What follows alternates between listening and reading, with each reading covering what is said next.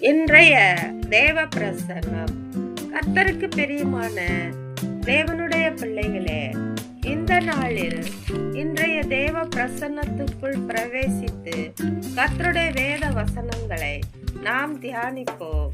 ஆமென். சங்கீதம் 69 அதிகாரம் 29 வசனம்.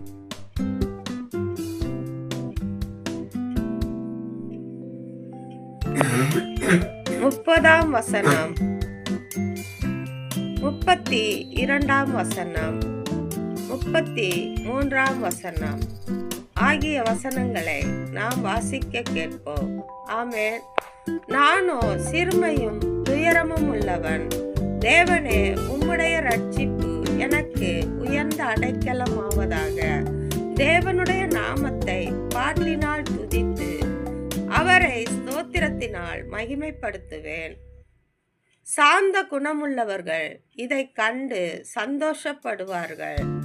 தேவனை தேடுகிறவர்களே, உங்கள் இருதயம் வாழும்.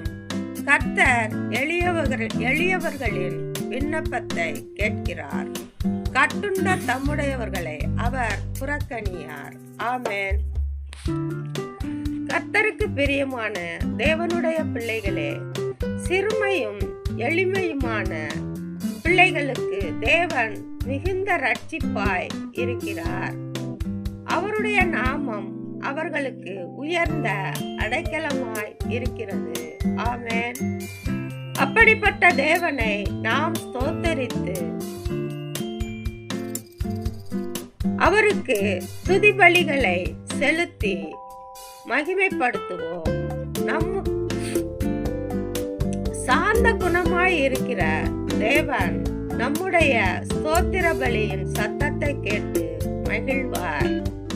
அப்படிப்பட்ட தேவனை நாம் ஸ்தோத்தரித்து மகிழும் பொழுது நம்மிடத்தில் உள்ள துக்கம் நம்மை விட்டு வெட்கித்து ஓடி போகும்.